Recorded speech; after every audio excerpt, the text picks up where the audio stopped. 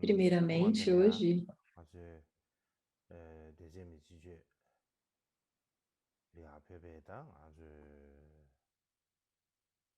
eu gostaria de oferecer as minhas saudações calorosas a todos os campus, professores, guests e todas as pessoas que estão comparecendo a esses ensinamentos de primavera.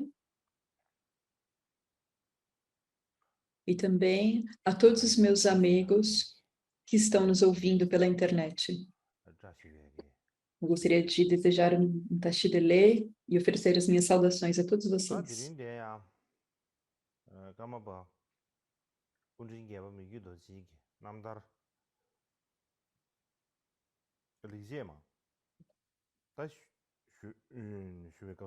Hoje nós estamos falando dos versos autobiográficos de Mikio Dorje, Atos Excelentes. E hoje nós falaremos do 23, dos versos 23, 24 e 25. Eu pensei em falar a respeito de todos os três hoje. E de acordo com a estrutura do comentário de Sanjay Paudru a respeito do significado desse texto,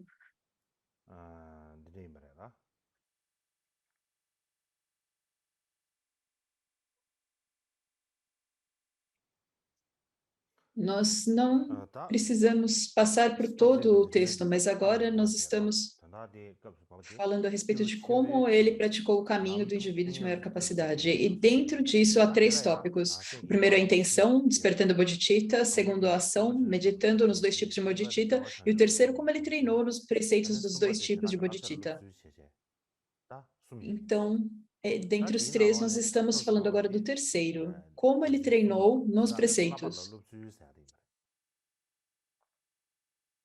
E agora, o treinamento nos preceitos, ele tem 7 subtópicos. E eu não preciso ler cada um deles, mas dentre esses 7 tópicos, nós já falamos do primeiro, como ele treinou nas 6 paramitas. E esse tem também 5 subtópicos.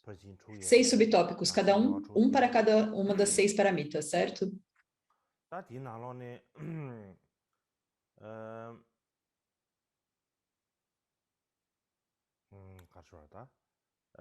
Na verdade, apenas 5 deles são abordados aqui, porque a paramita da sabedoria, o paramita de Prajna, ela está em outra categoria. Então,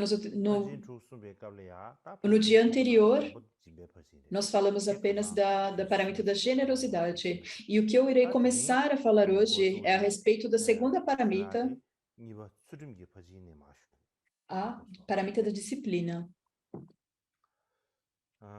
Então, nesse texto sobre como nós treinamos na disciplina, para ações virtuosas como oferendas e doações tornarem-se em causas de perfeita budeidade, elas devem ser guiadas ao longo do caminho dos bons meios da virtude. Eu agi em harmonia com os princípios que o Buda ensinou. Isso eu também considero que é um dos meus atos excelentes.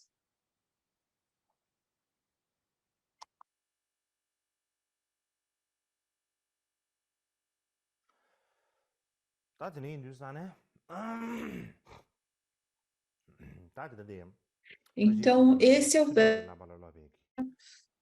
do treinamento na paramita da disciplina. Em termos dos 33 versos, ele é o 23º verso dos atos excelentes.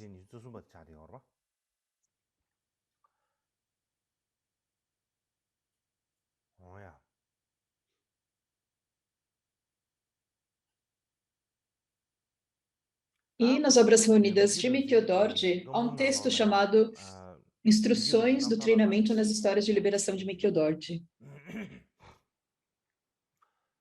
E eu pensei em começar falando a respeito de uma passagem desse texto que está relacionada a esse verso.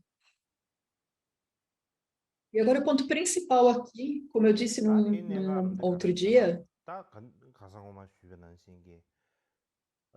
nós falamos a respeito da base para disputas, ou a causa principal para as dificuldades, para os problemas do mundo. Qual seria essa base?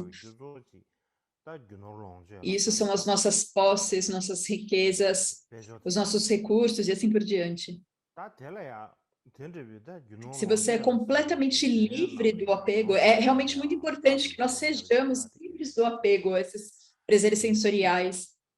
Nós não deveríamos nos agarrar, nos fixarmos nisso. Se nós não somos livres desse apego ao eu e ao meu, ao que sou eu e ao que é meu, o problema que acontece é que devido a obter o que queremos ou que não obter o que queremos, as coisas materiais que nós desejamos, nós temos uma ganância pensando, talvez eu consiga obter isso ou não. E se você não consegue obter, então você tem um ódio. Então isso surge, a partir disso surge o perigo de surgir o ódio dentro de você. E quando o ódio surge, o que acontece? Então todas as falhas, elas surgem a partir dessa ganância e dessa raiva. Então, por essa razão,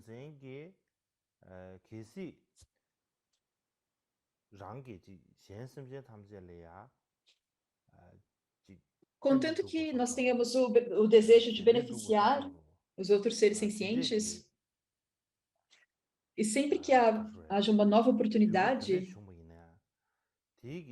para fazer uma nova oportunidade para fazer isso, para beneficiar os seres, nós nunca deveríamos, em situação alguma, pensando no nosso próprio conforto físico ou nosso conforto mental. Ao invés disso, nós deveríamos fazer de tudo para beneficiar. Por exemplo, os bodhisattvas, eles estão como sob o controle dos outros. Eles nunca tentam pensar neles mesmos ou esperar ainda uma resposta dos outros. Então, para que isso aconteça, como eu mencionei antes,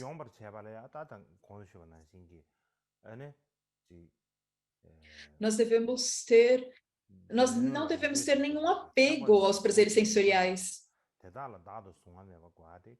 E nós não deveríamos ter apego algum, ficção alguma a qualquer coisa que seria como minha. Então, nós não devemos ter nenhum apego ao que é meu, minha. E nós devemos seguir a disciplina dos bodhisattvas e nos abster de ações negativas. Então, isso é o que é dito nas instruções do treinamento na história de liberação de Mikyo Dorji.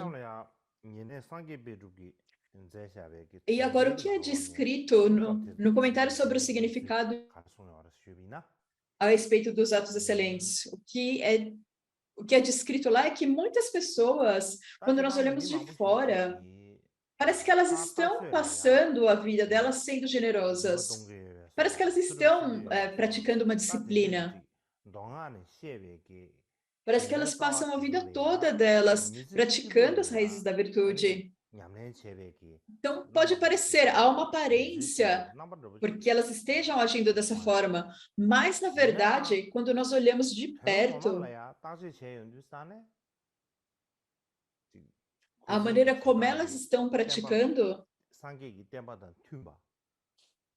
elas estão realmente praticando da maneira de acordo com o Dharma, de uma maneira que está de acordo com o Dharma? Não, elas não estão. E a razão para isso é porque elas não são capazes de praticar conforme o Dharma.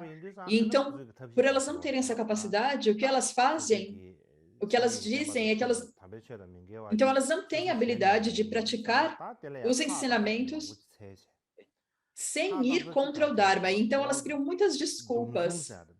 Uma das coisas que elas falam é que elas possuem os 3 tipos de votos: os votos de liberação, os votos de Bodhisattva e os votos tântricos. E quando nós estamos discutindo como o discípulo deveria decidir o que fazer, o que não fazer, então o que eles dizem é que as qualidades dos votos mais elevados são sublimes e que elas sobrepujam quaisquer ofensas. E que então elas salvaguardam as ofensas para os votos inferiores. Então eles falam que não é preciso seguir os votos inferiores, apenas os votos superiores. E que isso em si já seria o suficiente. E então eles cometem muitas ofensas que violam o veículo do Vinaya.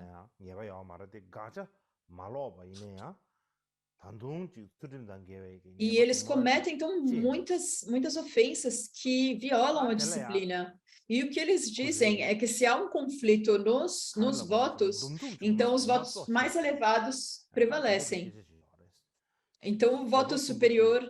Então, nós temos os votos de liberação individual, os votos do Bodhisattva e os votos do mantra, os votos de Vajrayana.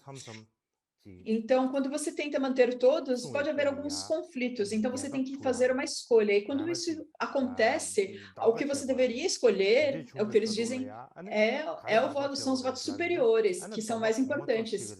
Então, primariamente, você não deve colocar os votos inferiores como sendo prioritários. Mas, na verdade, isso é um mau entendimento, uma má compreensão, e eles se engajam, então, em atitudes que arruinam a eles mesmos. Então, esse tópico, ele é abordado, né, na sessão sobre os 3 tipos de votos, mas eu não preciso me prolongar muito a respeito disso hoje. Em breve, a prática dos 3 tipos de votos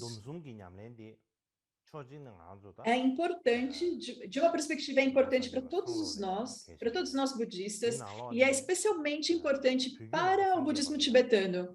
E a razão para isso é que no budismo tibetano, ele é diferente dos outros tipos, das outras tradições budistas.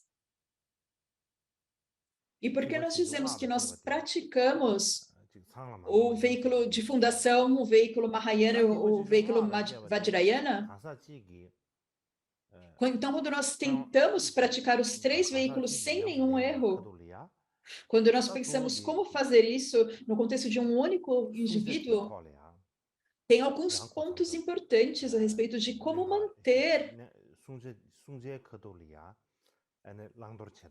isso. Na verdade, há alguns problemas em termos de entender o que você deve fazer ou o que você não deve fazer. Então, por essa razão, e nos tempos antigos, no Tibete, muitos dos grandes mestres do passado e muitos eruditos, eles tiveram muitas questões a respeito dos 3 tipos de voto.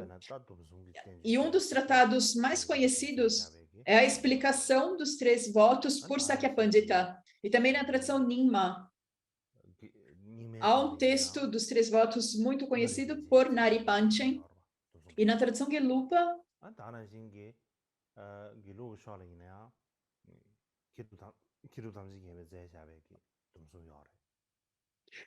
há um texto do Gedrup Chen. E na tradição Kagyu, nós também consideramos os 3 votos particularmente importantes. Por exemplo, na tradição Taklon Kagyu, os 3 votos, eles são considerados um aspecto particular da Taklon Kagyu. E na Karma Kansan, nós também temos muitos comentários a respeito dos 3 votos, muitos textos completos a respeito dos 3 votos, há diversos textos diferentes. E quando nós lemos esses textos,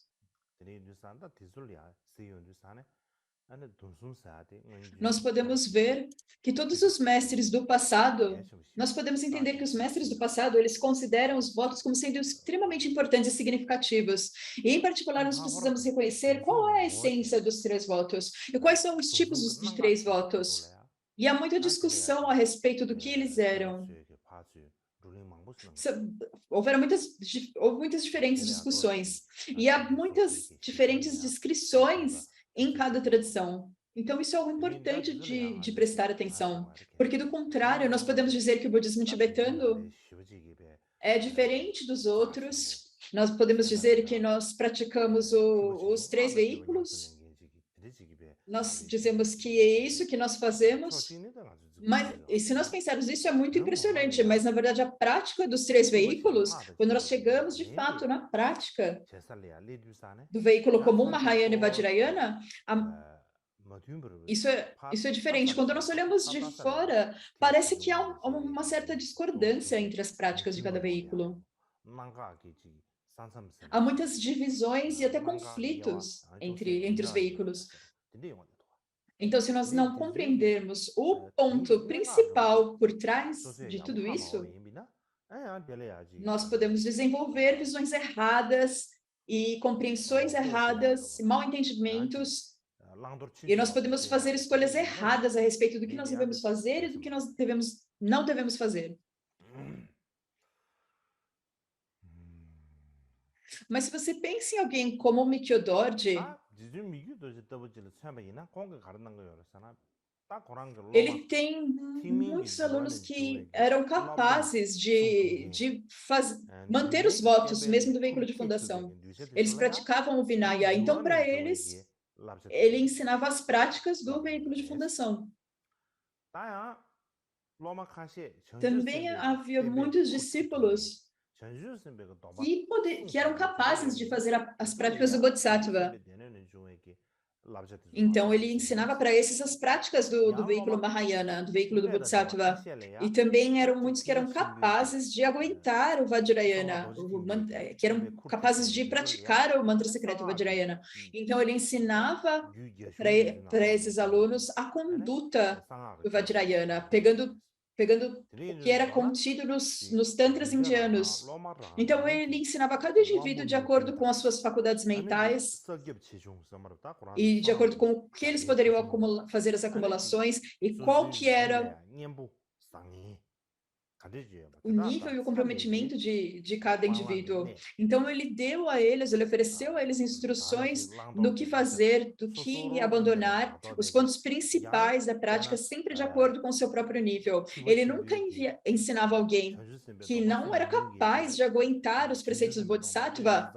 Ele não obrigava as pessoas a fazerem as práticas do Bodhisattva. Se alguém era incapaz de praticar o Vajrayana e manter os preceitos do Vajrayana, então ele não dava os votos e esse fardo de praticar o Vajrayana, se eles não fossem capazes de praticar. Então, a maneira como ele tratava eles é como uma mãe muito sábia que cria os seus filhos. Se você tem uma mãe com muita experiência, muita inteligência, quando ela está criando os seus próprios filhos, ela é muito habilidosa. No começo, a criança ela não pode comer comida. Então, a primeira mãe apenas oferece leite à criança, ao bebê. E então, começa a dar comida macia para a criança.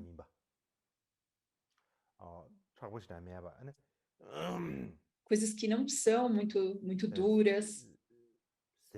E apenas como alimento amassado. E então, gradualmente, introduz a criança a alimentos que são apropriados para crianças um pouco maiores. É isso que uma mãe faz. Não é como no começo, você já dá uma comida de adulto para um bebê. Se você fizesse isso, a criança ela não seria capaz de digerir. Então, é um perigo ao fazer isso, certo? Então, da mesma forma, o Mikio Dorji, ele ensinava de acordo com o nível do estudante, de acordo com o contínuo do estudante. Era assim que o Mikio Dorji fazia.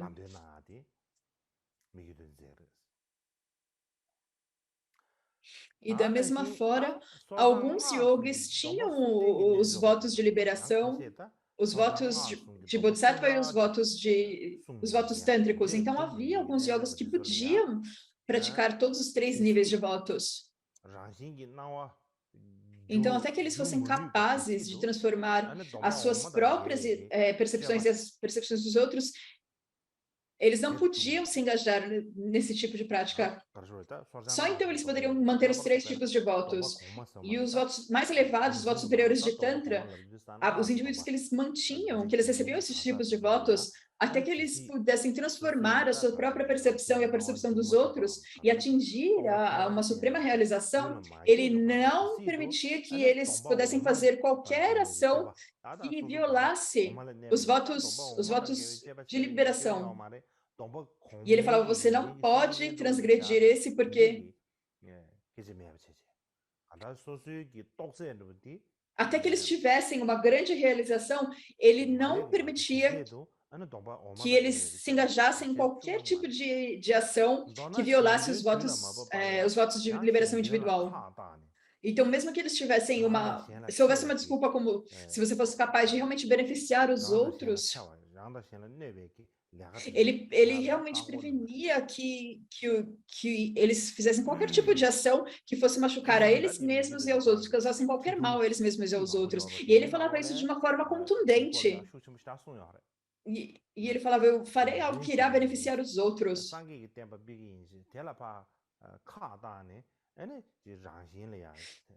E se alguém falasse para ele, eu iria fazer isso para beneficiar os outros, mas na verdade isso a pessoa estivesse fazendo mal a si mesma, aos outros.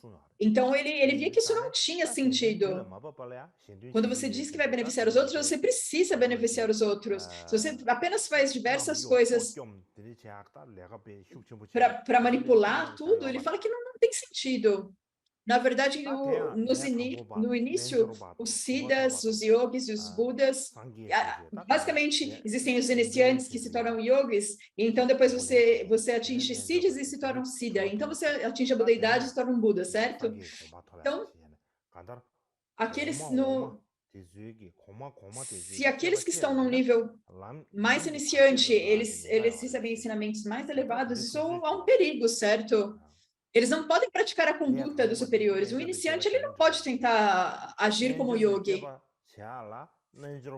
Para fazer um yoga, você tem que ter um nível de um yogi, uma realização de um yogi, para você poder fazer a prática de um yogi. E antes de ter um acontecimento das suas e ter os siddhis no seu próprio ser, se você não tem essas qualidades de liberação e realização, e você apenas finge que você tem os siddhis, isso também não é o suficiente para você agir como se fosse um siddha. Então, aqueles que estão nos níveis inferiores, antes que eles atinjam um nível superior,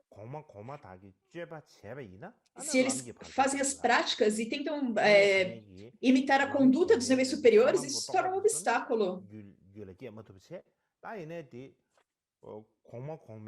Se eles apenas estão fingindo ter a conduta dos níveis superiores, isso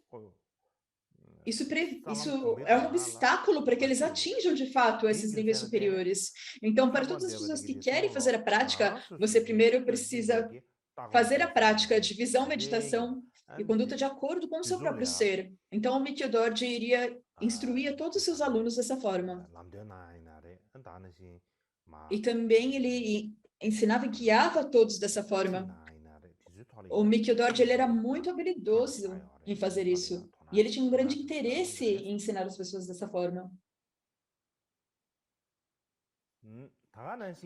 Também não há sentido em tentar fazer as coisas que você não é capaz de fazer. Ele falava, eu quero treinar em muitas coisas diferentes, praticar muitas coisas diferentes, manter todos os tipos de votos. Quando nós falamos nesses mal entendimentos da prática, quando você tenta praticar algo que você não é capaz de praticar, então você não é capaz de ter alguma realização e você se torna incapaz de manter os seus votos, você não consegue manter os seus votos, você não consegue manter a prática, então você tem muitas violações dos preceitos e dos votos. E isso se torna algo contaminado, um obstáculo para essa vida e para a próxima vida também. Na próxima vida, isso você vai se tornar alguém que não é capaz de ser receptivo ao Dharma.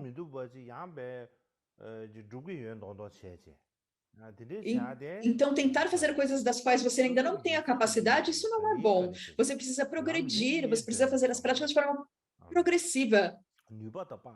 Você tem que olhar qual é o seu nível, quais são as suas habilidades e fazer as práticas e praticar de acordo com o seu próprio nível.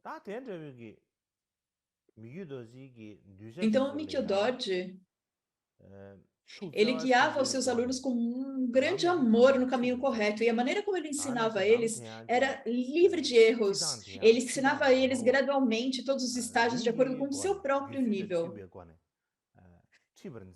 E ele fazia tudo o que era necessário, e a maneira que ele ensinava era porque era necessário fazer isso. Essa é a razão pela qual o Mikyo Dorji ensinava as pessoas dessa forma.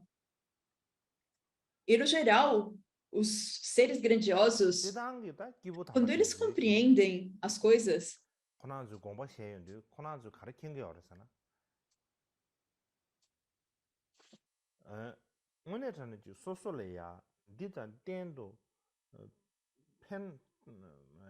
Eles precisam ser capazes de fazer algo.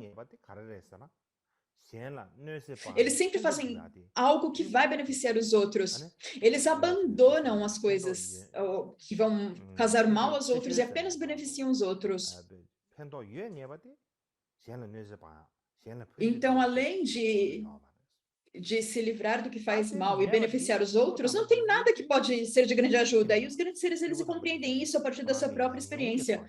Se você deixa de prejudicar os outros e você apenas beneficia os outros, isso sem dúvida vai te ajudar nessa vida a alcançar uma felicidade duradoura. Eles compreendem isso. E porque eles têm essa compreensão no seu próprio ser, eles direcionam as pessoas nesse caminho. Não há nenhuma outra escolha a não ser ensinar as coisas de forma apropriada, porque eles têm uma convicção a respeito disso no seu próprio ser. Então, não tem uma escolha quando eles estão ensinando outras pessoas a não ser ensiná-los a andar no caminho apropriado. E não há escolha a não ser ensinar de uma forma sem erros, porque eles têm uma certidão a respeito disso. E a partir dessa certidão que eles têm do próprio ser,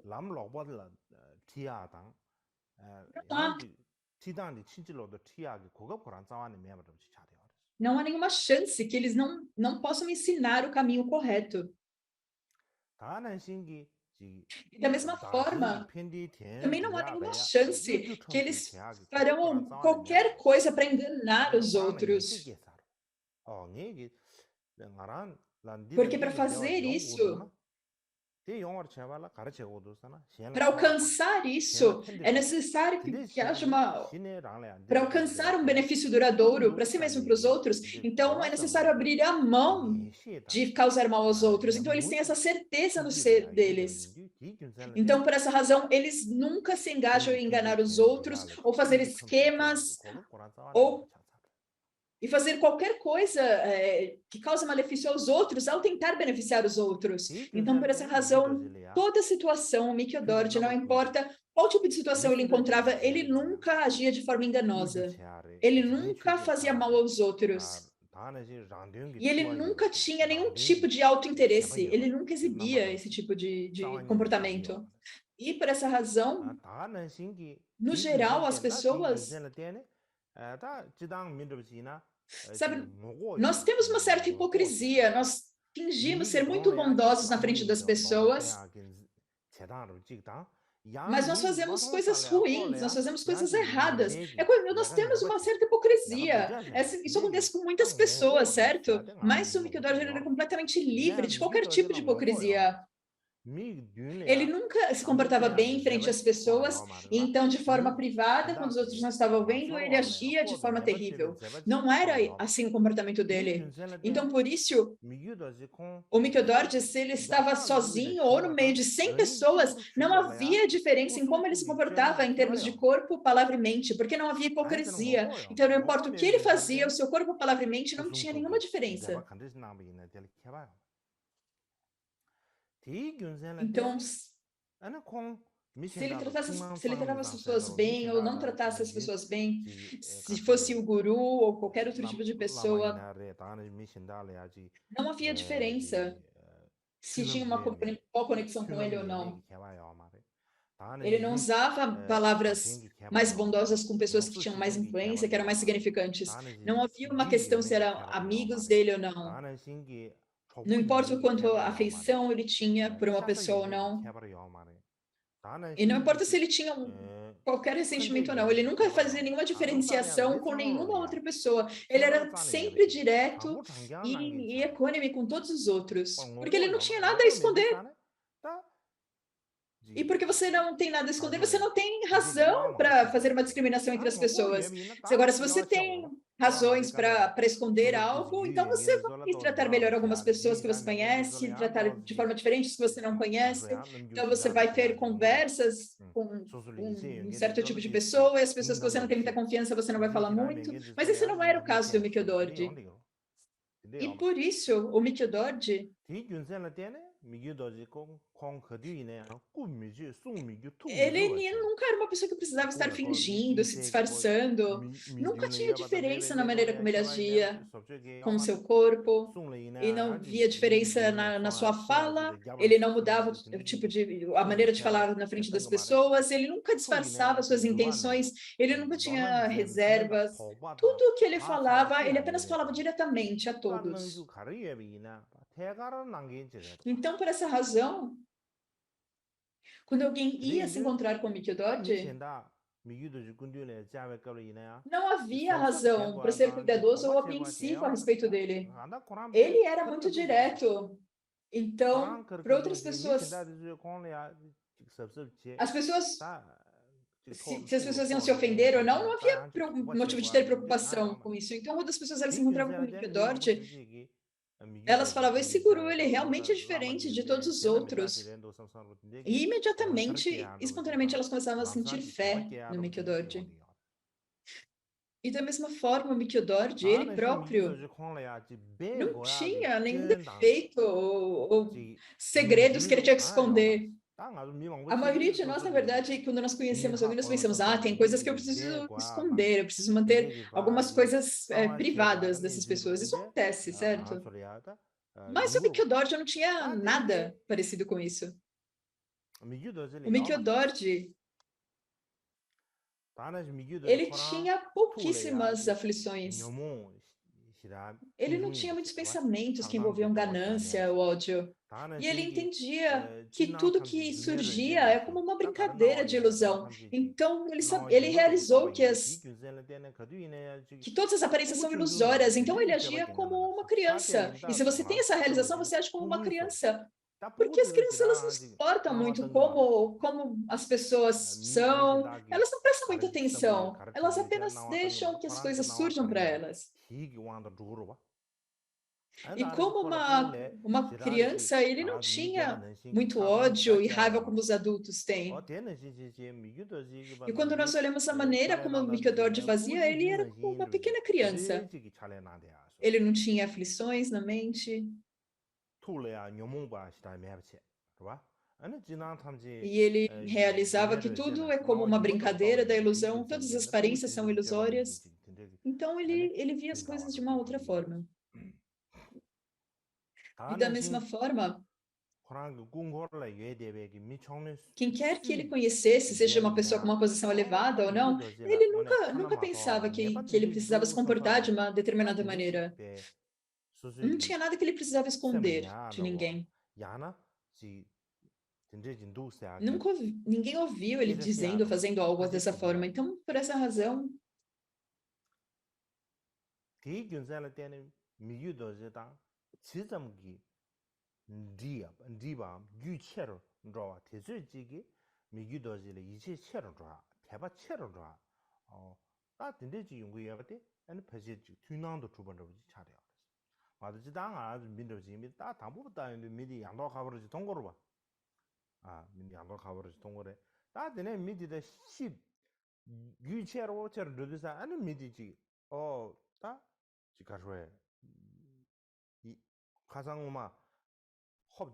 e por essa razão, quanto mais as pessoas conheciam ele, mais fé elas tinham. É como nós dizemos no Tibete.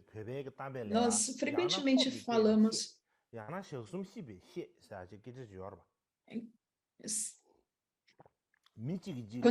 A primeira vez que nós conhecemos alguém, nós dizemos que a primeira impressão é muito importante, certo? Quando nós olhamos para alguém, a primeira impressão, você basicamente pode entender a pessoa a partir disso. Ou você pode conhecer ela por apenas 3 dias. E naquele ponto, você basicamente pode saber como é a pessoa. Se diz que você pode conhecer uma pessoa na primeira impressão ou depois de 3 dias, mas basicamente quanto mais você pudesse se familiarizar com o Mikio-dorde, então era possível ter ainda mais fé nele. É por isso a razão que as pessoas tinham muita fé e devoção no Mikio-dorde. E essa era uma percepção comum que todas as pessoas tinham a respeito dele. Então, basicamente, resumindo, o Mikhodorji ele não tinha erros ou arrependimento sobre seu corpo falimente, com os quais ele precisava se envergonhar. Ele nunca pensava, eu preciso ter cuidado, eu preciso esconder algo, eu preciso ter cuidado. Ele não tinha nada disso. E se você tem algum tipo de falha, você pensa que você precisa esconder e que você precisa ser cuidadoso com essa falha. Mas ele não tinha nada disso. É como que os Budas falaram que não tem nada a esconder, e o Mikhodorji era parecido. É isso que os seus discípulos falavam.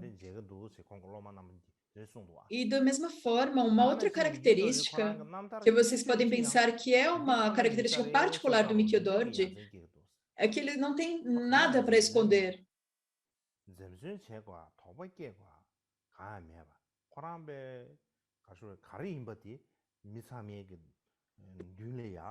Ele era óbvio sobre tudo na frente das pessoas, sem nada a esconder.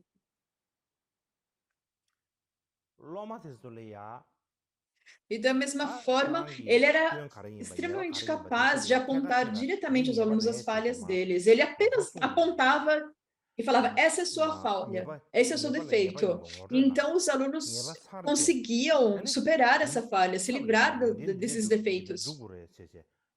E ele levava os alunos a realizar as suas qualidades.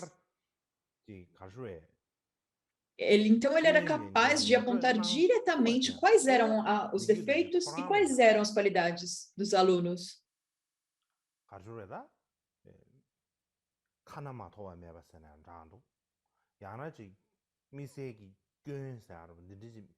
E não havia nada que pudesse ser reprovado e nada ser escondido. E por isso, ele era capaz de apontar diretamente quais eram as falhas. E se você... Não é assim. Se não for dessa forma, isso é muito difícil. Ou você tem que ter o defeito você mesmo, ou você tem que fingir que não tem esse defeito. É como o Drukpa Kunle falando a respeito disso. Uma vez ele disse...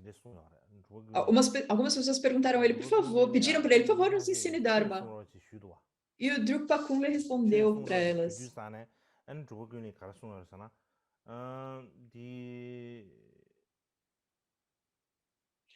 Ensinar o Dharma não é fácil. Para ensinar o Dharma, você precisa ou não ter defeitos,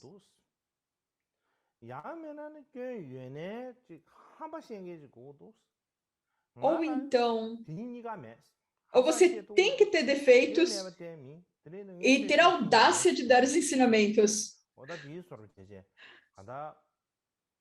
Então, mas em todo caso...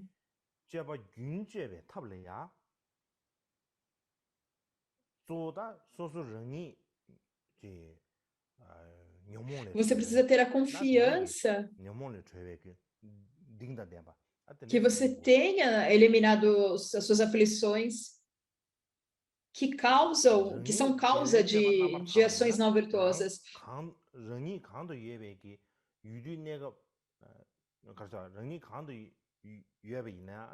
Você precisa ter um comportamento virtuoso você mesmo. E então, dessa forma, as qualidades virtuosas naturalmente aumentam. E você precisa se associar apenas com pessoas que praticam a virtude. Então, isso ocorre naturalmente. Do contrário, se você tem muitos defeitos, mas ao mesmo tempo você tem muitas aflições,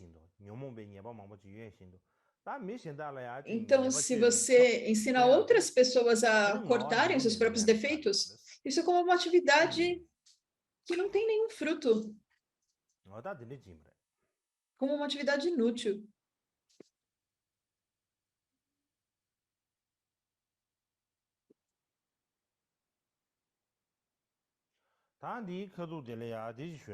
E o que eu gostaria de falar agora é do 6º verso do louvor, ele buscou minuciosamente, porque ele está muito relacionado com isso.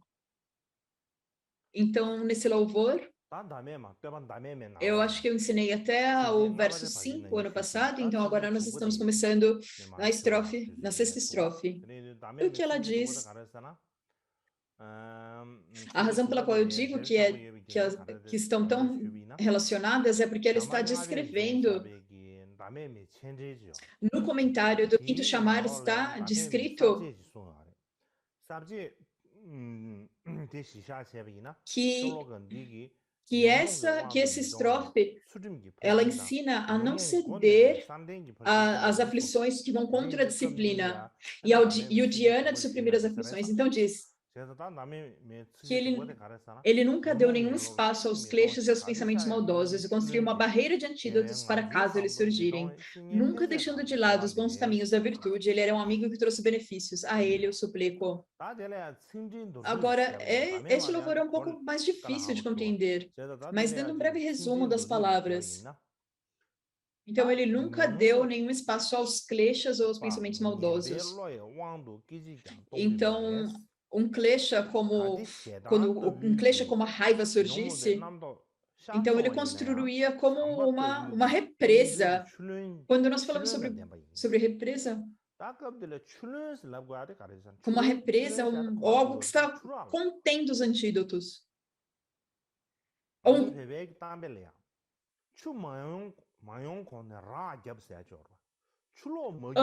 Quando você tem uma enchente, antes de você ter uma enchente, você precisa construir como uma represa que segura isso, uma barreira, para prevenir o perigo. Então, o que nós queremos dizer com represa também é isso, essa barreira. E nunca deixar de lado os bons caminhos da virtude, isso significa ter consciência, ser modesto e assim por diante. E nunca abrir mão disso.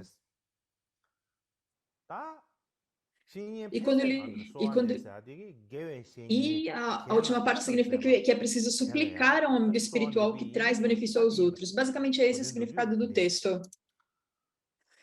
E nós podemos falar a respeito disso em mais detalhes.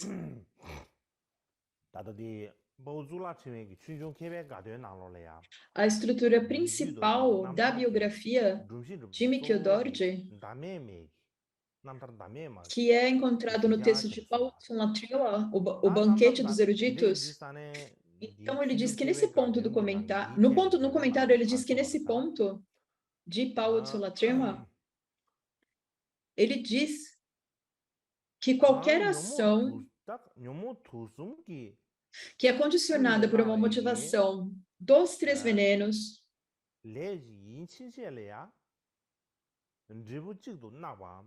sempre trará um resultado completamente negativo.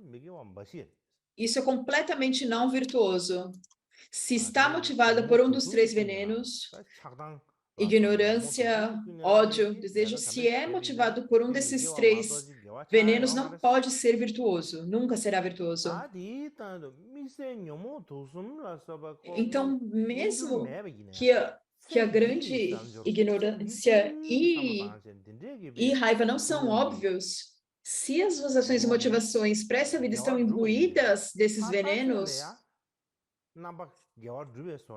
então esse não é verdadeiro Dharma, isso é apenas um pseudo-Dharma. O Dharma, no mínimo, significa que você está fazendo algo, pelo menos para o bem das vidas futuras. Se você nunca pensa nas vidas futuras, na verdade, você não está praticando o Dharma. Esse é o primeiro ponto. E uma outra coisa é, se você está praticando a partir de um desejo de paz para o seu próprio bem, se você é movido por esse desejo, isso também não pode ser uma causa de virtude para o Nirvana ou para a Budeidade. Isso é apenas uma causa de um Nirvana temporário, que é o estado dos arhats ou dos ouvintes. Eles não podem alcançar a Budeidade. Então, todas essas falsas inferiores intenções, elas estão incluídas na frase aflições ou mal pensamentos, kleshas e pensamentos maldosos. Então, quando é falado aqui, ele nunca deu nenhum espaço aos kleshas ou pensamentos maldosos, isso significa que ele abriu mão de intenções errôneas, aquelas que são motivadas pelos três venenos e pelos pensamentos apenas desta vida. E intenções inferiores se refere ao desejo de paz para si mesmo. Então, o Mikidord, ele nunca deixou tais intenções ou tais intenções falsas ou inferiores surgirem nem mesmo por um instante. Por exemplo, quando um Bodhisattva ele está prestes a despertar para a budeidade, então o Mara ele vai ter diversas diferentes emanações e tenta provocar pensamentos de desejo, raiva e malícia. E é possível que esses pensamentos ocorram. Então, da mesma forma, se nós somos bodhisattvas, é possível que os pensamentos aflitivos eles ocorrem, mas mesmo se eles ocorrerem, você precisa repudiá-los e distanciar a si mesmo deles, abandonar completamente eles com um antídoto. Porque se isso não for feito no momento que a aflição surge, o momento que a aflição surge, você precisa acabar com ela. Você precisa reconhecer primeiro e aplicar um antídoto. Dessa forma, você precisa ter uma represa, uma barreira de antídotos. Mas antes disso, você precisa construir essa barreira. Você precisa preparar essa barreira antes das aflições ocorrerem. Então, resumidamente, o Mikidord, ele não tinha esses pensamentos, mas se eles acontecessem, eles já tinham o antídoto do Dharma preparado e pronto para lidar com elas. E também é dito que ele nunca abriu mão dos caminhos da virtude.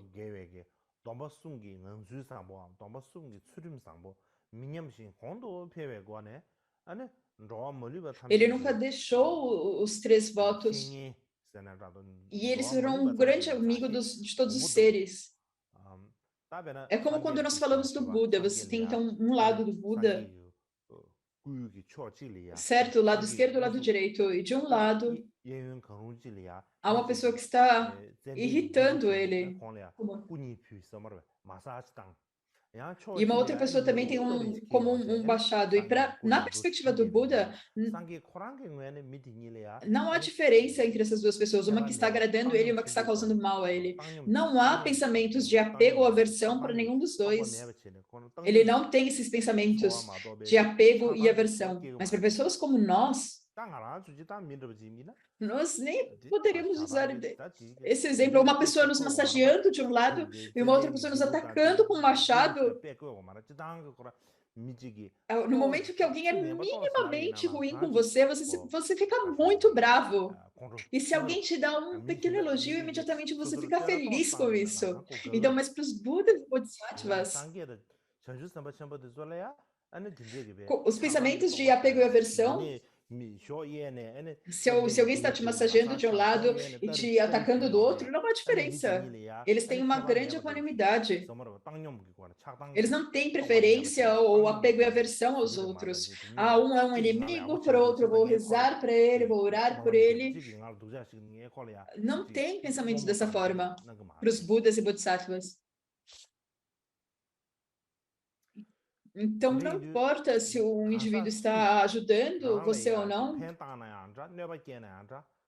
você irá beneficiar eles da mesma forma, você nunca fará nada que possa machucá-los. E, basicamente, ele sempre fazia apenas ações virtuosas no seu corpo, palavra e mente. Ele nunca perdia tempo.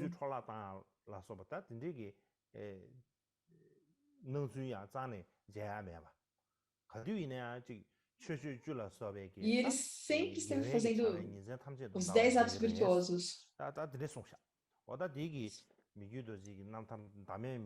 Então, esse é o significado da sexta estrofe. do louvor, ele buscou minuciosamente. E agora, então, nós teremos 30 minutos de pausa e depois continuaremos.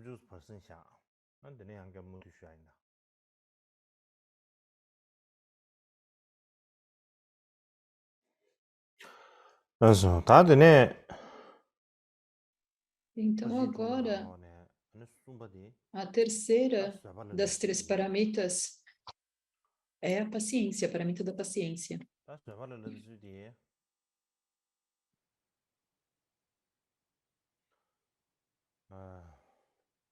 O que o verso raiz diz é que em ambos causas e resultados, as palavras do Buda são fáceis de praticar no início e têm um grande propósito no final.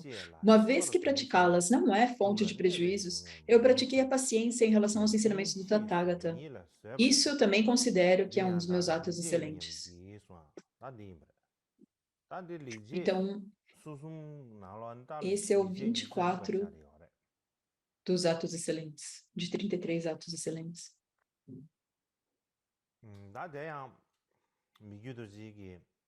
E agora, nas instruções do treinamento nas histórias de liberação de Mikyo Dorji, o que fala a respeito dessa estrofe é que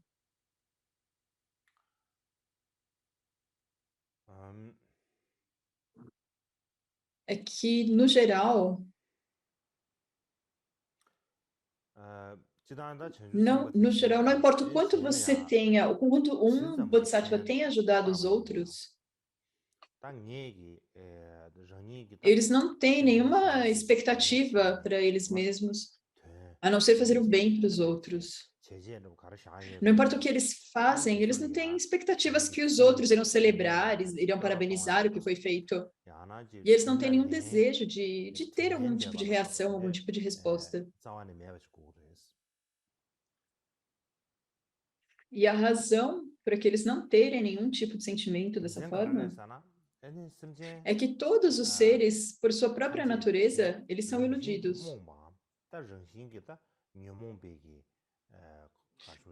Eles estão intoxicados pelas aflições. Então, por essa razão, eles não são capazes de reconhecer o que é feito e retribuir. E é possível que eles elogiem você e que também eles critiquem você. E da mesma forma, também há modos infinitos dos seres sencientes causarem mal a si mesmos. É claro que eles causam mal aos outros, mas eles também causam mal a si mesmos de maneiras infinitas, desde o princípio do samsara.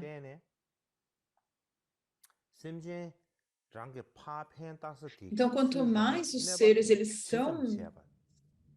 quanto mais eles retribuem as pessoas que causam mal a eles, mais os bodhisattvas eles pensam que para o bem dos seres que não...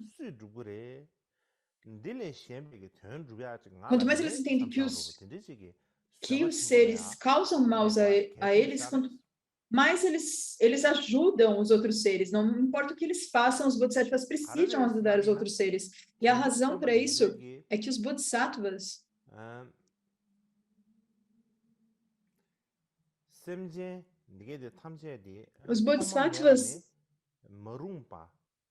desde os tempos sem princípio, eles dizem que todos os seres, eles entendem que todos os seres, eles se comportaram mal desde os tempos sem princípio, eles cometeram ações negativas.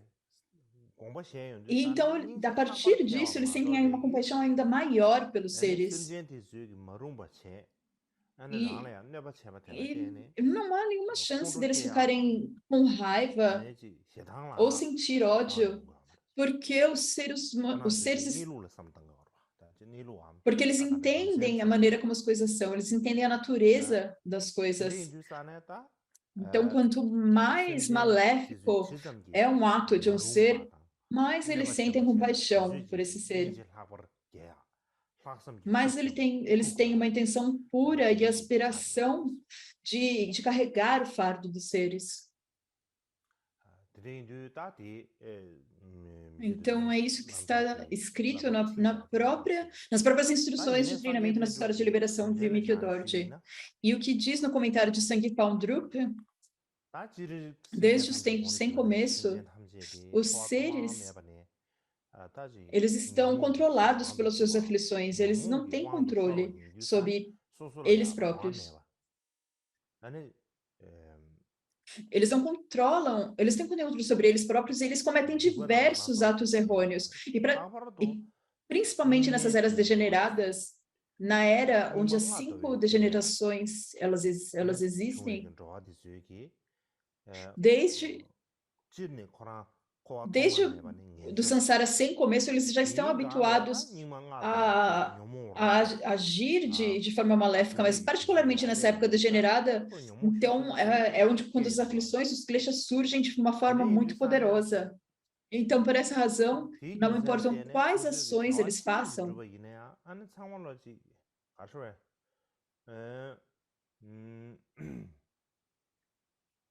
eles apenas se comportam de forma errada e fazem o que eles não deveriam fazer e não fazem o que eles não deveriam fazer.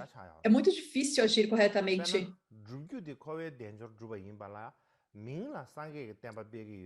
O que eles estão fazendo é apenas tentar obter os prazeres do Sansara, mas eles chamam isso de divulgar os ensinamentos de Buda. Então, eles apenas conseguem os prazeres do Sansara e os chamam de propagar os ensinamentos do Buda. E eles fazem uma confusão com isso. E a partir disso, eles passam por muitas dificuldades. E quando as pessoas dizem para eles, oh, que grandioso Lama, ele é tão paciente, ele tem tanta coragem, ele passa por tantas dificuldades para propagar os ensinamentos do Buda. As pessoas fazem elogios dessa forma. Mas o que o Mikudor falava a respeito disso?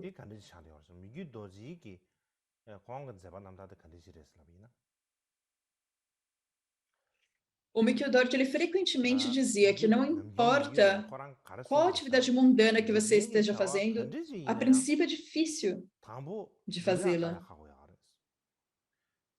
É possível que depois você possa realizar algumas das atividades, mas mesmo assim os resultados podem não ser muito agradáveis e trazer felicidade da maneira que você espera.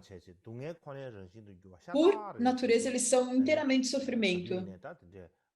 É isso que ele falava frequentemente. E da mesma forma como ele falava isso, ele via que a felicidade do samsara é sofrimento por natureza. Elas são desagradáveis por natureza. Então, por essa razão, ele nunca pensava que elas valiam a pena, que elas eram boas. Do contrário, eles falavam que elas são boas no início, mas não no final.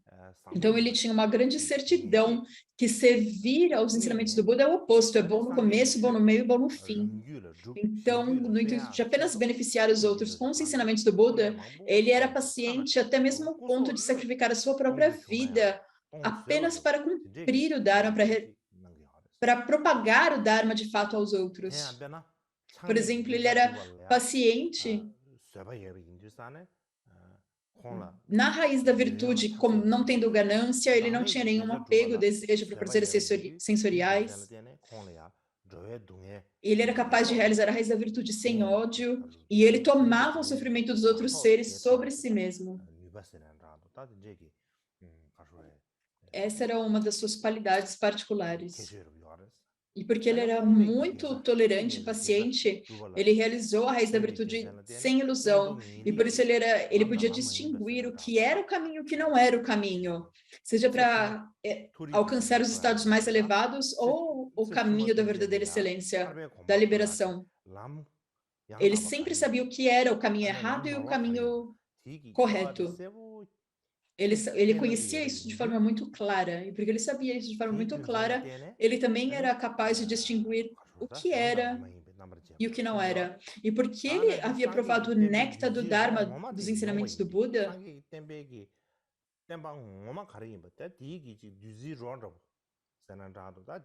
porque ele provou esse sabor do Dharma, ele sentiu fé incontrolável no Dharma, ele tinha uma fé muito profunda no Dharma, no seu ser, na sua mente. Então, por essa razão,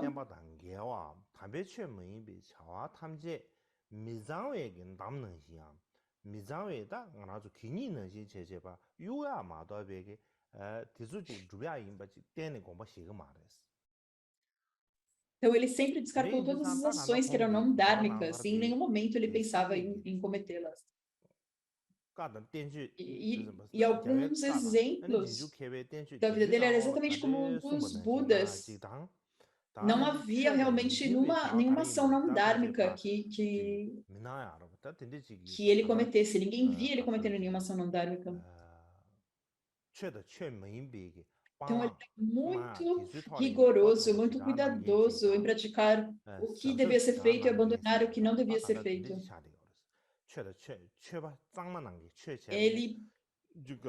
Ele praticava o Dharma puro, ele não estudava o Dharma. Ele não era alguém que você olhava e dizia, talvez seja Dharma, talvez não seja Dharma. Não era assim. E algumas pessoas falavam, não é certo isso. Às vezes é bom fazer algumas coisas mundanas. Se você tem uma boa motivação e o desejo de ajudar, eles pensavam que isso era benéfico. Então, as pessoas diziam muitas coisas para o Karmapa Mikkyodorji, tentando ajudá-lo. Algumas pessoas falavam, Sua Santidade, você não sabe subjugar os seus inimigos e proteger os seus amigos. Você não sabe acumular riquezas, você não sabe reunir um secto, reunir discípulos. E falava que ele não era cuidadoso. Você nunca diz.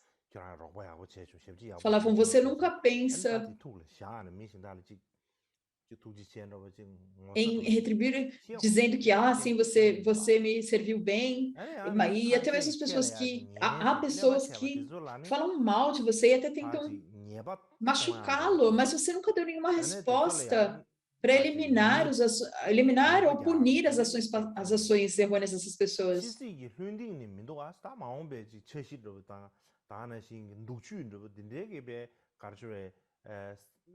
Você não pensa no que você quer fazer no futuro, não pensa nas ações passadas das pessoas, se elas te machucaram, se elas te ajudaram. Então, você não sabe quem é bom, quem é mau. Você não mantém isso em mente de forma alguma.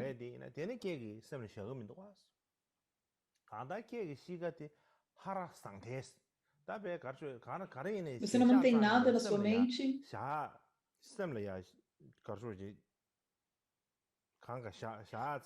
É como a sua mente fosse completamente vazia, não tem nada nela.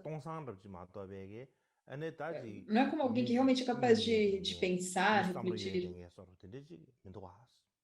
E elas falavam, então, né? Se você continuar dessa forma, então no futuro não vai ter ninguém que irá te ajudar. No futuro ninguém vai querer te servir, ninguém te tratará bem, você vai acabar sozinho.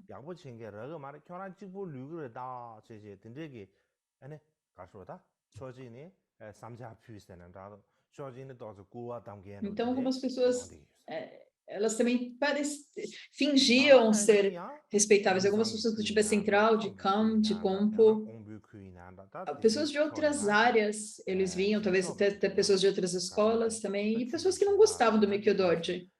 Pessoas que eram de outras escolas. E o que essas outras pessoas falavam? Esse Mikkyö Dorji,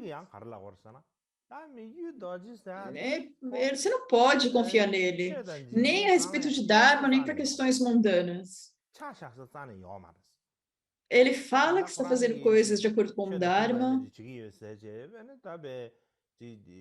mas não tem nada que você pode realmente falar a partir do que ele faz. Então, muitas pessoas criticavam ele.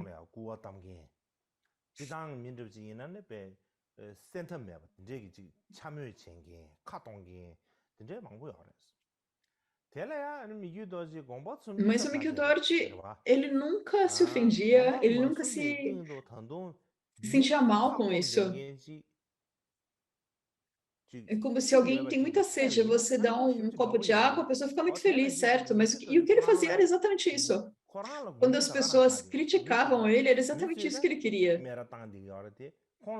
E a razão para isso é que o Mikio Dorje disse, quando essas coisas aconteciam, o Mikio Dorje, ele dizia que se os seus inimigos estão encantados e seus amigos estão chorando,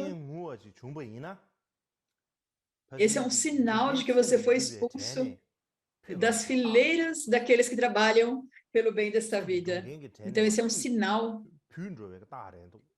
de que você integrou o Dharma no seu ser. É uma indicação que você integrou o Dharma no seu ser.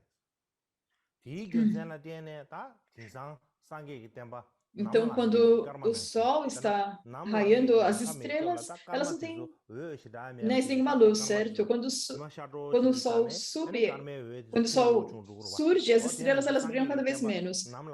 Então, os ensinamentos do Buda, nesses tempos, são como essas luzes das estrelas no céu.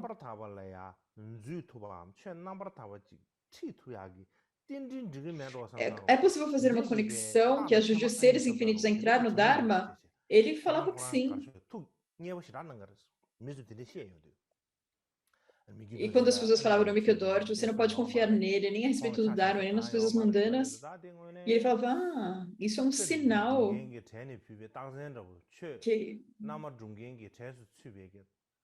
que esse é um sinal do Dharma, que os inimigos estão escantados, os amigos choram, então você foi expulso das fileiras do que trabalham apenas pelo bem dessa vida. Então ele ficava feliz com isso.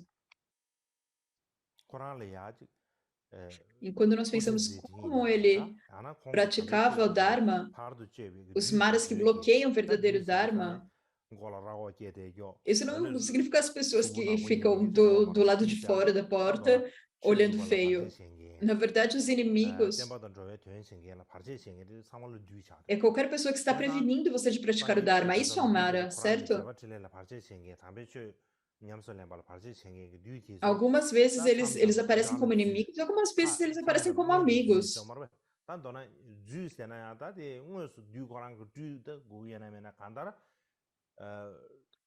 E não importa como eles surgem, eles podem fazer obstáculos na forma de um inimigo ou na forma de um amigo.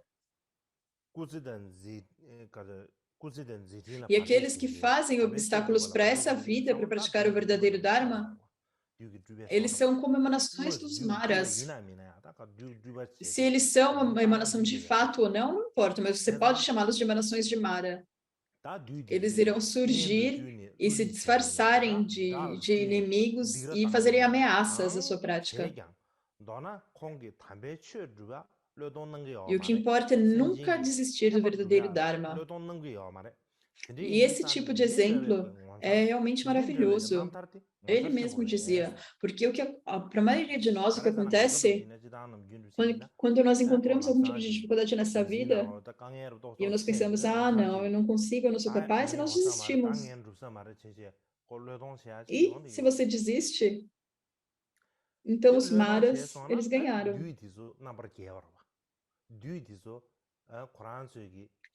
E eles cumpriram o que eles planejavam fazer.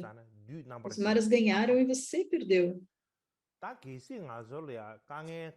Então, não importa quantas dificuldades nós tenhamos, quanto sofrimento nós tenhamos, nós não desistimos de praticar o Dharma e não desistimos de beneficiar os outros. E quando nós olhamos de fora, pode ser que nós estejamos experimentando muitas dificuldades, mas na verdade você ganhou, você derrotou os maras.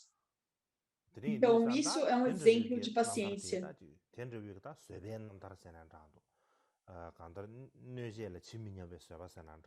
O pensamento de não pensar nada a respeito das pessoas que causam mal a você e aguentar o sofrimento. Esse é um sinal de ter integrado o Dharma no seu ser. E após isso, eu gostaria de falar sobre a paramita da diligência.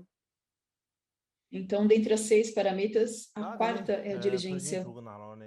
E o texto diz: sabendo que intenções e ações fracas não são suficientes para alcançar os vastos kayas e o profundo dharmakaya, de forma contínua, com o corpo e a mente, por incalculáveis éons, eu mantive meu compromisso de alcançar os kayas de Bhagavan. Isso eu também considero que é um dos meus atos excelentes.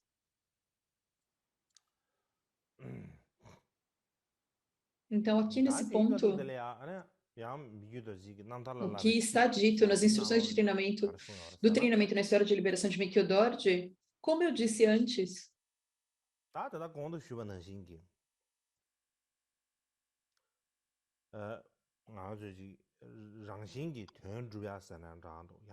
seja trabalhando para o seu próprio bem ou para alcançar a budeidade, há muitos diferentes dharmas, fenômenos que prejudicam o nosso próprio caminho, que prejudicam a nossa prática, e você precisa aceitá-los. Para alcançar a iluminação, não há escolha a não ser aceitar as situações que causam mal a você e que o prejudicam. E a razão para isso é que se alguém faz mal a você, então você retribui essa ação com mal também. Então, seu comportamento se torna maléfico. Você precisa beneficiar todos os seres sencientes, mas ao invés disso, você está causando mal ao outro.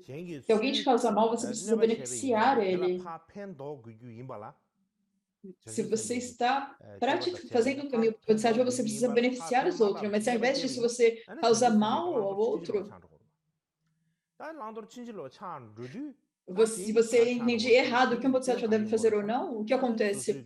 Então, quando você está falando da disciplina do bodhisattva de se restringir de fazer más ações, ou então de reunir as qualidades virtuosas de um bodhisattva, ou em termos de alcançar o resultado da budeidade perfeita, você se torna como um inimigo para a sua própria prática. Isso é contraditório a manter os seus atos de bodhisattva, manter a disciplina. Isso é um impedimento para a budeidade. Então, por essa razão, não há nenhuma outra escolha a um bodhisattva a não ser completamente tolerante e paciente com aqueles que causam mal a eles.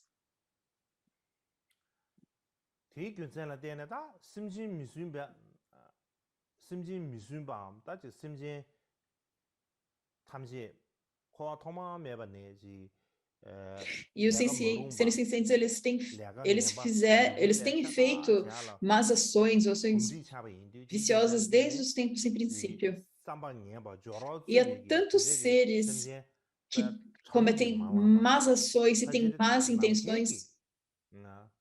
Assim como não há fim para o espaço, também não há fim para as ações ruins e para os seres sencientes com más intenções. E assim como não há fim para os seres sencientes que cometem essas más ações,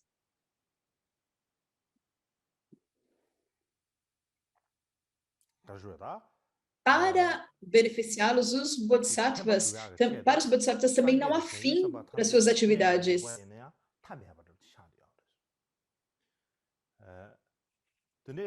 E para ser capaz de se engajar nessas atividades,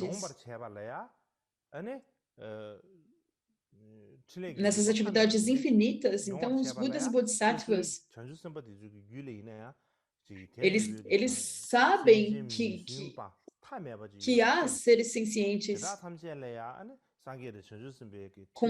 que cometem más ações, e para poder beneficiá-los, então eles têm que ter um grande entusiasmo, uma grande inteligência,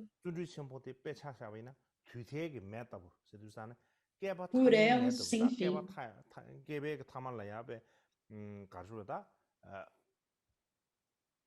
Isso é, por exemplo, como um grande fogo.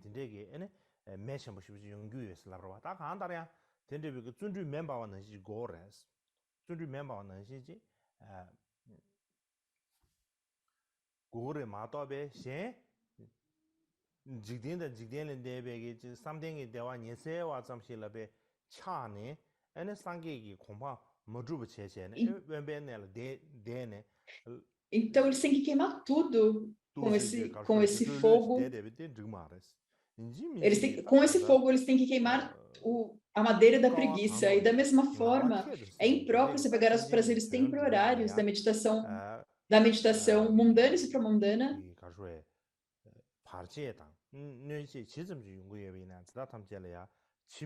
Você não deveria pensar nada a respeito dos obstáculos e ser completamente destemido no seu caminho.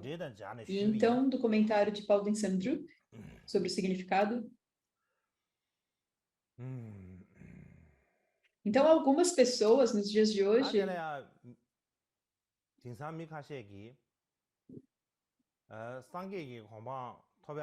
elas entendem errado os diversos métodos para alcançar a budeidade.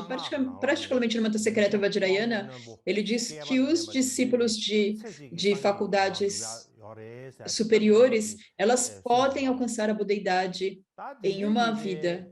Mas o que as pessoas não compreendem muito bem isso. Elas entendem errado essas palavras. E o que eles pensam é: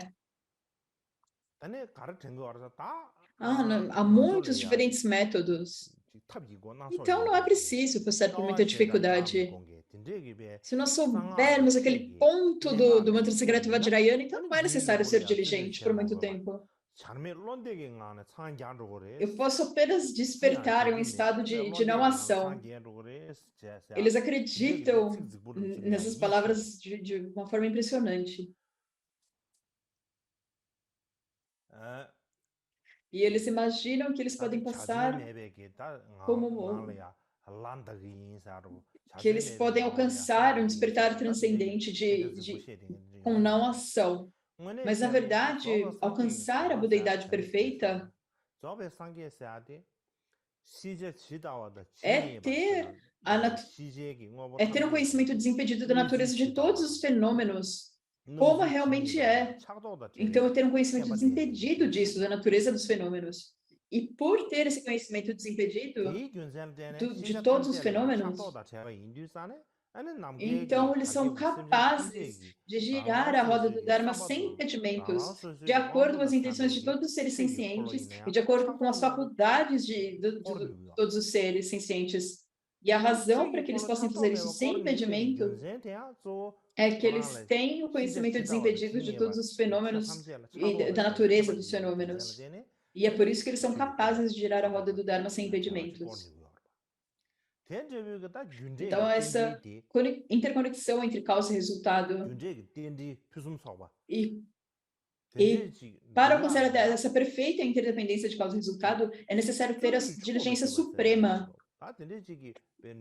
Para alcançar um grande resultado, você tem que ter grande diligência, você tem que ter uma enorme diligência.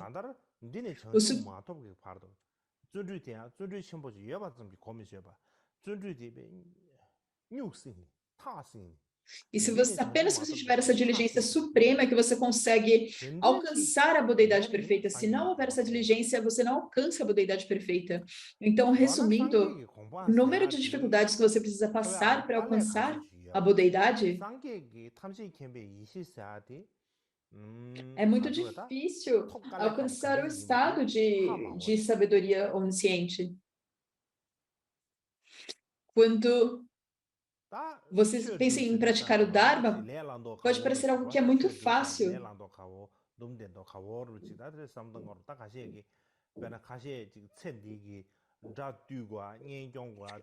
Eles apenas fazem algumas coisas protegendo os amigos e já se cansam. É muito fácil acontecer isso. Eles se cansam. Eles ficam exaustos. Então, como que eles conseguem apenas uma pequena diligência, não o suficiente para a liberação. Eles aguentam apenas um pouquinho de sofrimento e já ficam exaustos.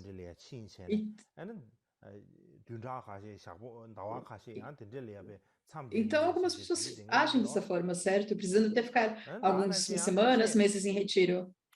Mas para obter comida e roupa, isso não é muito fácil, porque você precisa ficar agradando os outros para conseguir comida e roupas. Isso não é muito fácil. E eles ainda mal conseguem boas comidas e boas roupas.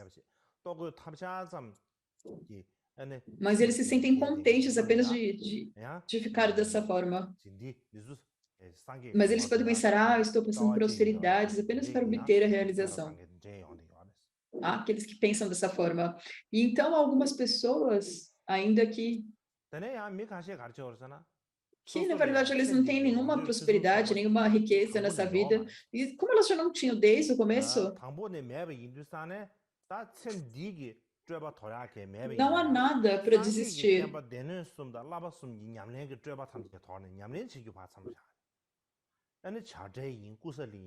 Então eles se imaginam que eles são yogis que estão praticando a não ação. Mas no começo, eles já não tinham nada para desistir. Em termos de vida mundana, eles não abriram mão de nada.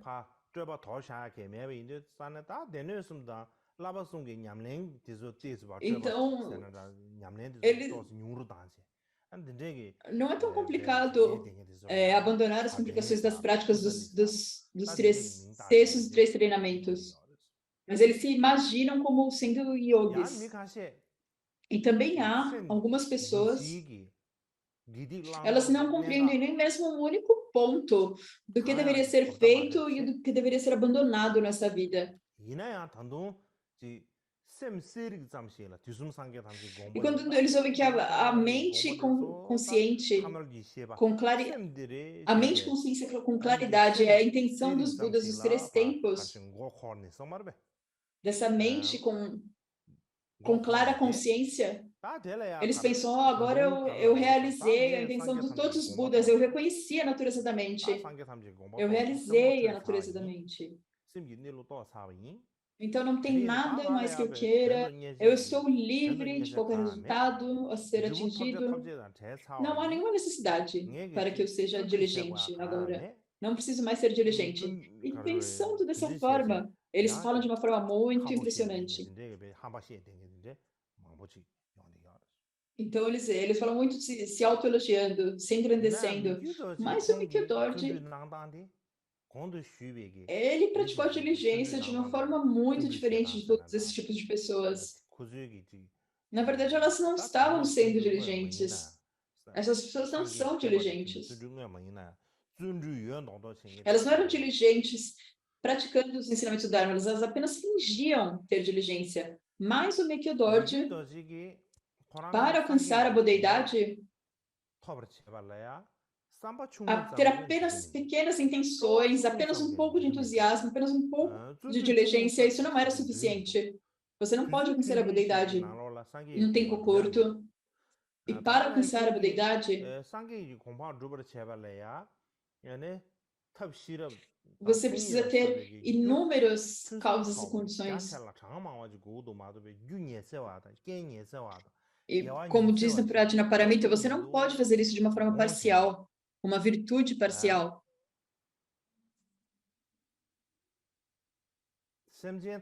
É necessário ter esse desejo de levar todos os seres sencientes à budeidade. Você tem que ter esse amor completamente insuportável. E isso não deve ocorrer apenas por alguns dias, alguns meses. Você precisa sentir isso até alcançar a iluminação, até alcançar a budeidade. Você precisa ter esse grande entusiasmo e essa motivação pura e um grande entusiasmo para até você alcançar a budeidade. E também é necessário ter uma grande diligência que nunca regride.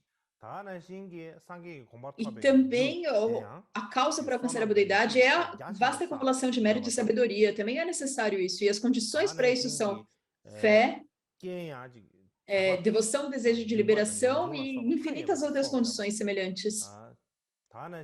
É necessário ter a virtude da não ganância, não ódio. Mas se você não acumula essas raízes, não há como você alcançar a budeidade.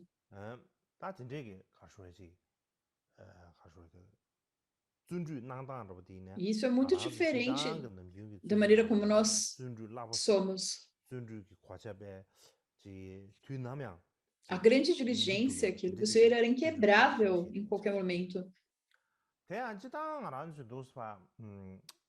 Normalmente, quando nós falamos dos sutras, se estejamos falando dos sutras ou do tantras, ou quando nós falamos dos métodos para alcançar a budeidade, se fala a duração de quantas vidas leva, o quanto é preciso fazer esforço para alcançar a budeidade.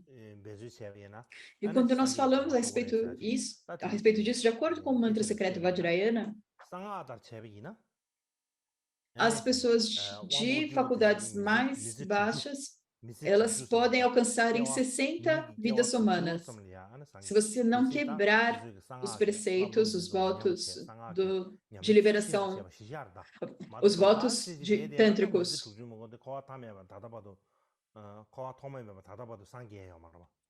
Mas se você está praticando o mesmo mantra secreto, então isso levará 16 vidas para aqueles de faculdades medianas. E suas faculdades são superiores, com as faculdades inferiores são 60 vidas, com as faculdades medianas são 16 vidas. E se você tem as faculdades extremamente aguçadas, superiores, você pode alcançar a budeidade em apenas uma vida. Então é isso que é ensinado no mantra secreto. E de acordo com o Prajnaparamita, ou de acordo com os sutras, quando eles falam do tempo que leva para alcançar a budeidade, então isso é muito diferente, é uma descrição muito diferente que há nos sutras. Eles falam de 3 incontáveis éons. E isso é, na verdade, muito rápido. Isso é para os bodhisattvas com as faculdades superiores. Esse é o período mais curto que leva 3 incontáveis éons.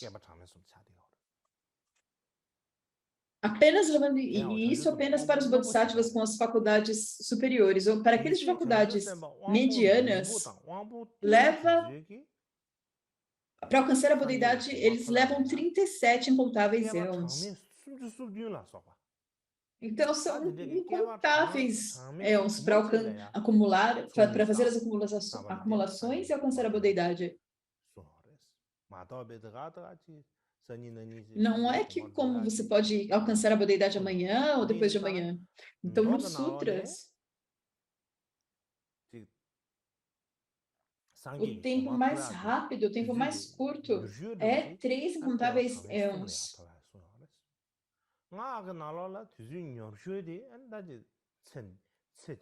E no mantra é dito que o tempo mais curto é uma única vida, o que é diferente dos sutras. Nos sutras, mesmo que alguém tenha faculdades mais aguçadas, com faculdades superiores, para alcançar a budeidade, essa pessoa ela tem que acumular, tem que reunir as acumulações durante 3 incontáveis éons, o que significa que ela deve ter todas as causas e condições. Isso significa que elas precisam ter reunido todas as acumulações de mérito e sabedoria vindo de diversas vidas. Ela precisa ter acumulado em muitas vidas anteriores.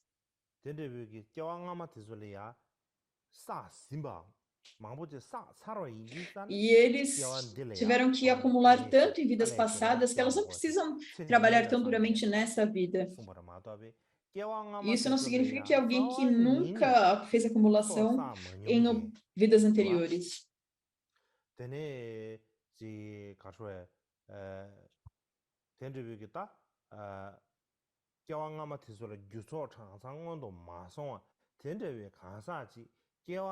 Não apenas acumulou as causas e condições para alcançar a budeidade em vidas anteriores, mas também é necessário acumular nessa vida. Isso é algo extremamente difícil. E você precisa ter uma faculdade superior, mas para você ter faculdades superiores, você precisa reunir todas as causas e condições para isso. Se você não reunir todas as causas e condições, você não terá uma faculdades mentais superiores.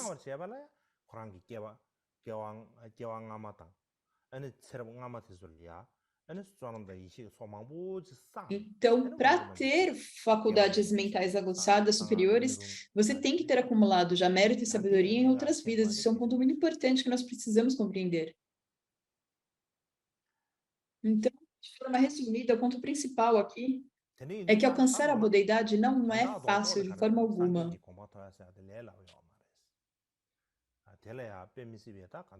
E você tem que ter essa inconcebível acumulação de mérito e sabedoria e purificar os seus obscurecimentos. Então, é necessário ter uma diligência incrível, uma diligência muito intensa para ser possível alcançar isso. A diligência que nós pensamos, no geral, não é o suficiente. É necessário ter uma diligência infinita, enorme e muito poderosa.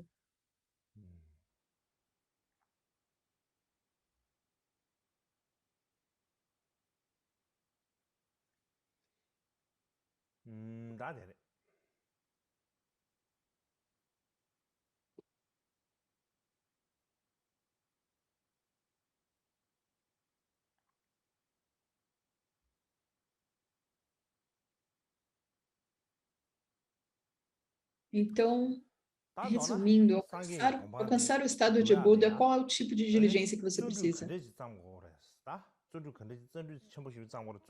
Dando um exemplo para ilustrar isso, nós precisamos falar, para entender isso, nós precisamos falar, por exemplo, se você tiver muitos volumes do Dharma que fossem suficientes para preencher esses universos com seus milhares de reinos, como se o universo inteiro se tornasse uma grande biblioteca, e dentro dessa biblioteca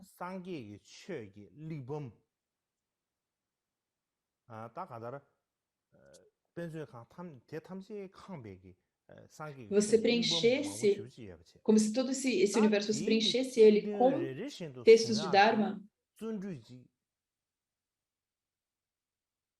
você seria capaz de ser diligente o suficiente de compreender o sentido das palavras, de todas essas palavras, para entender o sentido de todas essas palavras. Se você não tiver esse tipo de diligência, você não pode alcançar a budeidade. E mesmo você não deve pensar nem que isso ainda é o suficiente para alcançar a budeidade. Então, um outro exemplo, em todas as 10 direções, em todos os diferentes reinos, há inúmeros seres sencientes. E aqueles que nós conhecemos nesse mundo, nós não podemos compreender quantos existem.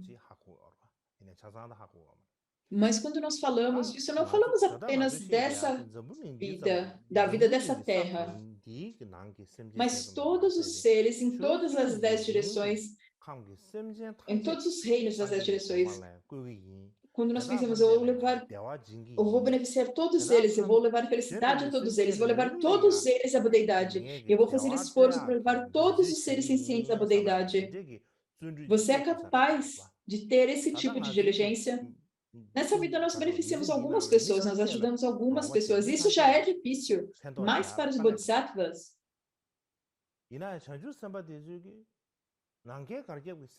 eles trabalham para beneficiar os seres onde quer que eles estejam. Eles pensam com eles mesmos, eu quero trazer todos esses seres, não importa onde eles estejam, à budeidade. E esse é o tipo de entusiasmo que eles têm. E E quando você tem esse grande entusiasmo, é fácil de falar isso. Mas se nós falamos em termos de experiência, isso não é fácil. Você tem que realmente ter um grande entusiasmo. Mesmo só o grande entusiasmo não é suficiente. Só o grande entusiasmo você precisa ter, mas ele não é suficiente sozinho.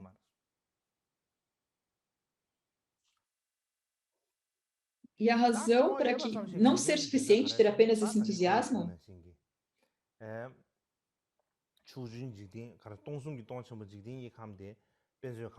com o grande Chiquilocosmos, como se ele fosse inteiro uma grande biblioteca e você tivesse que ler cada palavra, cada linha. Você tem que ter esse tipo de entusiasmo, mas até mesmo essa inteligência não é suficiente.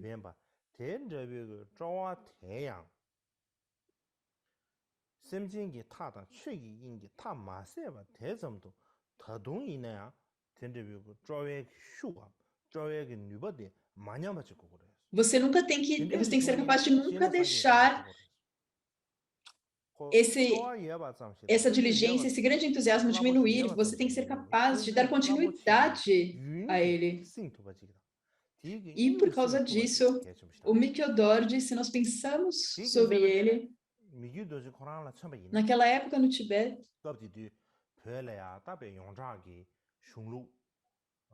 há centenas de diferentes textos filosóficos. E ele estudou eles.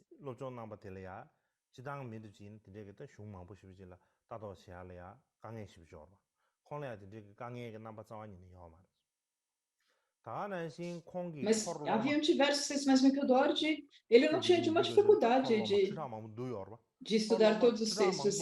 E eles tinham dezenas de milhares de discípulos, e todos eles tinham boa conduta e boas intenções.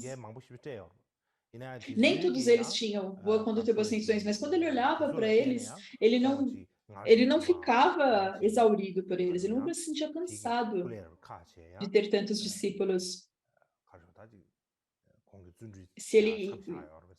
Se vocês perguntam se ele então relaxava um pouco com sua diligência, nunca, nunca.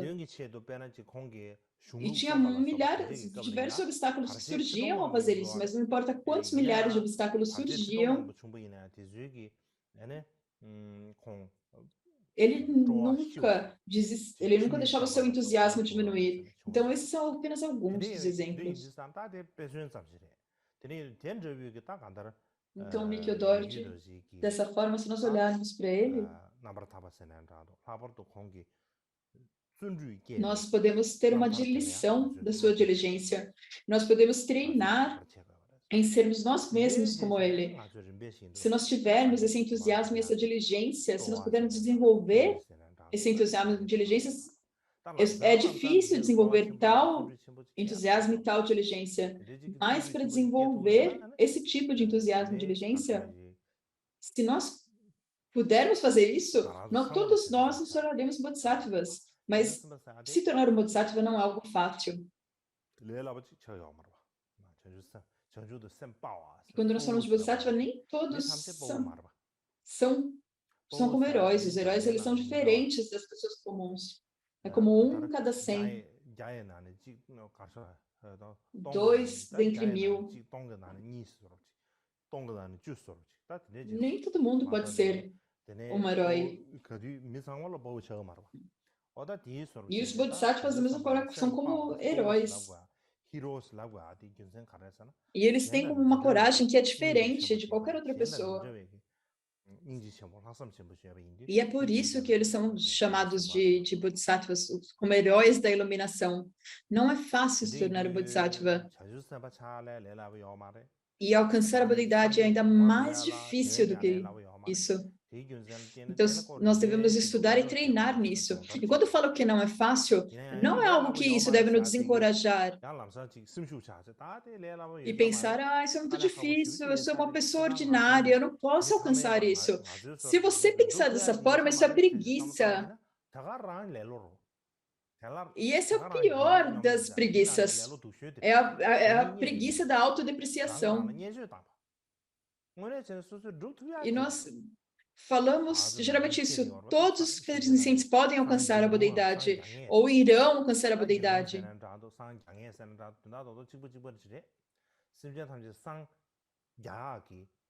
Todos os seres iniciantes, eles têm a base para alcançar a bodhidade, todos eles têm a natureza búdica está presente neles, de todos os seres iniciantes, e a natureza de Buda está presente em todos os seres. E por ela estar presente, é possível reunir as acumulações, é possível purificar as más ações. E por essa razão, todos nós temos a oportunidade, nós temos a chance de alcançar a bodhidade. Agora, se nós realmente tomamos essa oportunidade, depende de nós. Se nós tomarmos essa oportunidade, nós iremos alcançar a bodhidade. Se nós não tomarmos essa oportunidade, então nós não alcançamos a bodhidade. Não importa se nós teremos planos mundanos ou planos dhármicos, se você toma a oportunidade, você coloca esforço, qualquer resultado que você queira, você pode alcançar. por exemplo, pensando no feminismo, nos direitos das mulheres, quer estejamos falando sobre as monjas, sobre a situação particular das monjas, a habilidade de estudar da mesma forma que os monges, nós precisamos tomar a oportunidade. E se nós colocarmos esforço, então nós podemos alcançar o nosso objetivo. Mas se nós não tentarmos e não colocarmos esforços, e se nós apenas esperarmos para oportunidades corretas surgirem, então isso é muito difícil que aconteça. Então, não importa o que você esteja fazendo, seja mundano ou dharma, você precisa colocar esforço para fazer. Então, será possível fazer. É importante que nós saibamos isso. O estado a budeidade é realmente a mesma coisa. Então, provavelmente é bom deixarmos por aqui hoje.